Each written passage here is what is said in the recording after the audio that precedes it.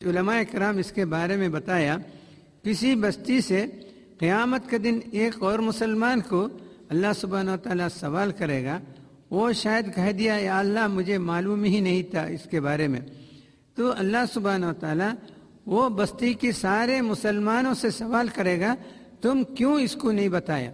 تو اس لیے ہم یہ بات کو سمجھنا چاہیے کہ ہمارے اوپر اس کے بارے میں سوال ہوگا، تو اس لیے جو ہے ہم اپنے ساتھ رہنے والے اور مسلمان کو اس بات سنانا چاہیے۔ تو آج ہمارے ہندوستان کے مسلمان کے اندر یعنی غیر مسلمان کو سمجھانے کے لیے اتنے جھجک ہے، اس کے کچھ مثال آپ کے سامنے پیش کرتا ہوں۔ ایک مثال ہے کہ 2003 میں ایک جو بڑے پڑھے لکھے آدمی، اس کا نام ہے ڈاکٹر مہیندر کمار ملہوترا۔ تو یہ لوگ جو ہے ملہوترا فیملی پاکستان سے ہندوستان آئے ہیں، تو اس میں جتنے بھی افراد ہیں پورے RSS، BJP، بجرنگ دل، VHP ان کی ممبران ہیں۔ یہ صاحب جو ہے کسی میں ممبر نہیں بنا، تو یہ PhD کیا ہے اور بڑے بڑے کمپنی کے ایڈوائزر بن کر وہ کام کرتے ہیں۔ ان کی ہندوستان میں 50,000 روپے ان کا تنخواہ ہے اور وہ اچھے انداز میں زندگی گزر رہے۔ تو ایک دن جو ہے وہ کوشش کر کے، اس کی بڑی لمبی گفتگو ہے نا، لیکن ہم مختصر آپ کو اشارتاً بتاتا ہوں، وہ اسلام قبول کرنے کے لیے تیار ہو گیا۔ قرآن اور آپ صلی اللہ علیہ وسلم کی سیرت پڑھ کر قرآن قبول کرنے کے لیے وہ تیار ہو گیا۔ تو اس کے بعد جو ہے وہ ہمارے دلی جامعہ امام احمد بخاری صاحب سے بات کیا، مجھے اسلام قبول کرنا ہے۔ تو انہوں نے پوچھا آپ کون ہیں، آپ کے تعلقات کہاں سے ہیں؟ تو انہوں نے بولا میں اندر کمار ملہوترا کا بھتیجا ہوں۔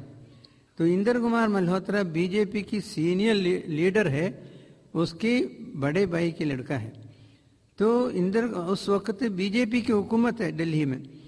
تو امام صاحب جو ہے ان سے ایسے ہی بات میں ان کو کلمہ پڑھانے کے لیے تیار نہیں ہوا، آپ کو بعد میں پڑھاؤں گا ایسا بول کے ان کو واپس کر دیا۔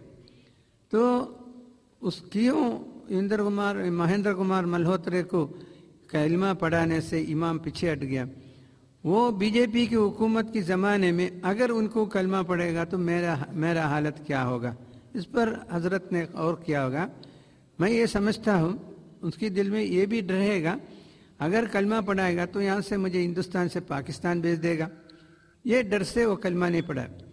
تو ڈاکٹر مہیندر کمار ملہوترا اپنے واقعات سناتے ہوئے اس طرح بھی فرمایا، میں دلی کی 50 مسلمان کی اداروں میں جا کر مجھے کلمہ پڑھانے کے لیے ان لوگوں سے میں نے بتایا، لیکن کوئی ادارے والے مجھے کلمہ پڑھانے کے لیے تیار نہیں ہوا۔ تو یہ ہے ان کی حالت۔ پھر آخر میں جو ہے جو یو پی میں جو ہے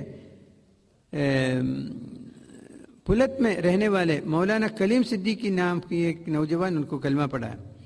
تو اس میں کوئی مسئلہ نہیں ہے، لیکن ہمارے لوگوں کے اندر ایک جھجک ایسا موجود ہے، اس کو دور کرنا ہے۔ یہ جو جھجک جو ہے یہ کب تک رہے گا، ہم یہ کام نہیں کر سکے گا۔ اس لیے ہم ہمیشہ اپنے دل کی جھجک کو دور کرنے کے لیے کوشش کرنا چاہیے۔ ابھی میرا کہنے کی مطلب ہے کہ کویت میں رہنے والوں کے لیے یہ جھجک کی ضرورت تو نہیں ہے، تو وہ لوگ یہاں رہنے والے جو اور مسلمان ہیں، چاہے وہ فلپین کا ہو یا سیلون کا ہو اور کسی ملک سے یہاں آ کے لوگ کام کر رہے ہیں، ان لوگ کو اس 3 بات ان کو مختصر طور پر سنانا ہے، تب تک آپ کا فرض پورا نہیں ہوگا۔ اور ان کو قرآن بھی پڑھ کو سنانا ہے، یہ جو منہج رسول ہے اس پر ہم کو قرآن بھی پڑھ کو سنانا ہے۔ اللہ کے بارے میں سنانے کے لیے سورہ اخلاص سنانا اور جنت اور جہنم کی بات ان کے سامنے سنانا۔ تو نیک انسان جو ہے، آپ جنت اور جہنم کی بات ان کو سمجھا کر اس سے آپ سوال کرو، آپ کو جنت چاہیے جہنم چاہیے؟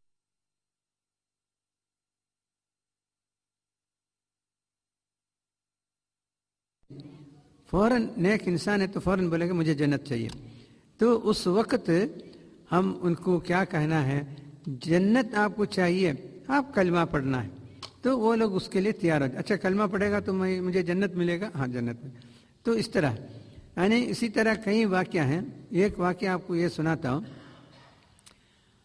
ہم نے بمبئی میں ڈاکٹر ذاکر نائک جو ہے ہمارے کام کو دیکھنے کے لیے ان لوگ پروگرام رکھا تھا. اس میں 1.5 گھنٹہ بمبئی کی چوپاٹی میں ہم لوگ پروگرام فیلڈ ورک کیا.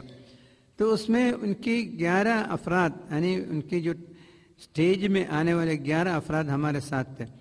ہم لوگ 1.5 گھنٹے کے اندر ہمارے نوجوان جو ہے 16 غیر مسلمان کو دعوت دیا.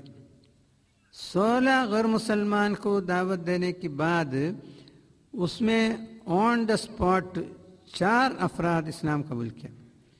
ایک 55 منٹ میں اسلام قبول کیا، دوسرا 35 منٹ میں قبول کیا، تیسرا 25 منٹ میں قبول کیا، چوتھا 15 منٹ میں قبول کیا. ان حضرات وہ 15 منٹ میں جو قبول کیا ہے ان کو بٹھا کر ان کو سوال کیا.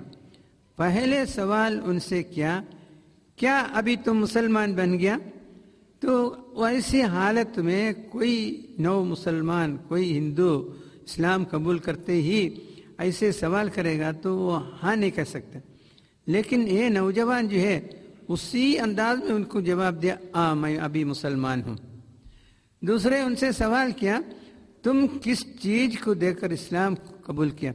انہوں نے فوراً جواب دیا میں اللہ کی وحدانیت دیکھ کر اسلام قبول کیا.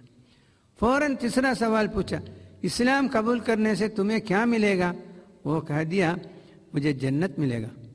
تو اس سے میرا مراد ہے کہ 15 منٹ کے اندر یہ منہج رسول پر ہم لوگ دعوت دینے سے یہ غیر مسلمان کی دل میں جو غلط فہمی ہے وہ دور بھی ہو جاتے ہیں اور ان کی دل کی گہرائی تک یہ پہنچتے ہیں اور اپنے خیالات بدل کر اپنے مذہب چھوڑ کر وہ اللہ پر ایمان لینے کے لیے تیار ہو جاتے ہیں.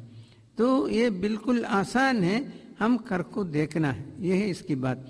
تو اسی طرح جو ہے یعنی کئی واقعات آپ کے سامنے پیش کر سکتا ہوں، لیکن وقت کمی کی وجہ سے میں اس کو مختصر کرتا ہوں کہ ہم لوگ کوشش کرنا، تو ہمت کے ساتھ کوشش کرو. یہاں تو آپ کو کوئی رکاوٹ نہیں ہے، یہاں حکومت بی جے پی کا نہیں ہے، اس لیے ہندوستان کے مسلمان سے میں عاجزانہ درخواست کرتا ہوں آپ لوگ کوشش کیجئے.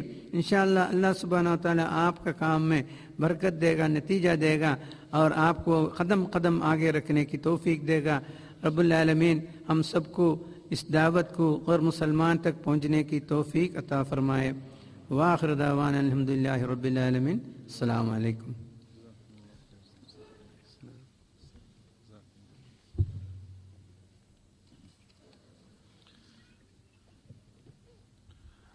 ابھی آپ محترم شیخ ریاض موسیٰ صاحب جن کا ہندوستان میں غیر مسلموں کے اندر ایک بڑا مضبوط اور وسیع دعوتی نیٹ ورک ہے، ان کے خیالات سن رہے تھے. اور حقیقت یہ ہے کہ ایسے خطاب اور ایسی گفتگو سے ایمان کو جلا ملتی ہے اور انسان کے اندر یہ داعیہ پیدا ہوتا ہے. ہم میں سے ہر ایک کا فرض ہے کہ ہم بھی اپنی بساط کے مطابق، بالآخر غیر مسلم بھی انسان ہونے کے ناطے ہمارے بھائی ہیں، ہمارے باپ کی اولاد ہیں سیدنا آدم علیہ السلام کی، اور ہماری اماں کی اولاد ہیں سیدہ حوا رضی اللہ تعالیٰ عنہ کی. تو ان کے ساتھ بھی ہمیں اسی طرح ہمدردی ہونی چاہیے جس طرح ہمیں اپنے ساتھ ہمدردی ہے. میں نے ایک دن ایک کویتی سے پوچھا کہ یہ بندہ جو آپ کا ڈرائیور ہے، آپ نے اس کو کلمہ تو پڑھا لیا، مسلمان تو ہو گیا، لیکن اس میں کوئی تبدیلی تو نہیں آئی خاص. تو اس نے ایک آگے سے جواب دیا، جملہ اس کا یہ تھا کہ المہم لا یخلد فی النار، اور کچھ نہیں، چلو نہیں باقی عمل کرتا تو کلمہ پڑھنے سے ابدی جہنمی تو نہیں رہے گا نا، اگر یہ موحد بن گیا تو جنت میں تو جائے گا نا. تو نبی کریم علیہ السلام نے حضرت علی المرتضیٰ رضی اللہ تعالیٰ عنہ کو فرمایا تھا کہ علی